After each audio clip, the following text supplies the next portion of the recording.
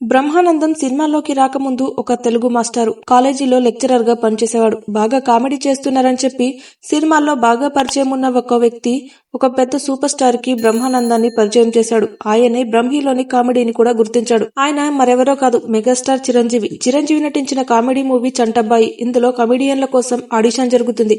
ఒక ప్రముఖుడు బ్రహ్మానందంని చిరంజీవికి పరిచయం చేశాడు. ఇలా లెక్చరర్ అని చెప్తున్నాడు, కానీ బాగా కామెడీ చేస్తాడట, ఒకసారి చూడండి అని చిరంజీవి గారికి చెప్పాడట అతను.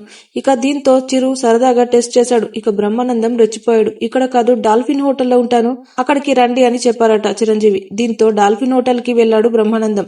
అక్కడ తన విశ్వరూపం చూపించాడు. తన వద్ద కామెడీ ఆయుధాలను ఒక్కొక్కటిగా ప్రదర్శించాడు. దీంతో చిరంజీవి ఫిదా అయిపోయారు. నువ్వు ఇక్కడ ఉండాల్సిన వాడివి కాదు, సినిమాల్లోకి వచ్చాయి, నేను చూసుకుంటా అన్నాడట. ఇక అంతే, చిరంజీవిపై నమ్మకంతో ముందడుగు వేశాడు బ్రహ్మానందం. చంటబ్బాయి డైరెక్టర్ అయిన జంధ్యాలకు పరిచయం చేశాడు. ఇక రామానాయుడు అవకాశం ఇచ్చాడు. అలా చంటబ్బాయి మూవీతో ఇండస్ట్రీలోకి అడుగు పెట్టాడు బ్రహ్మానందం.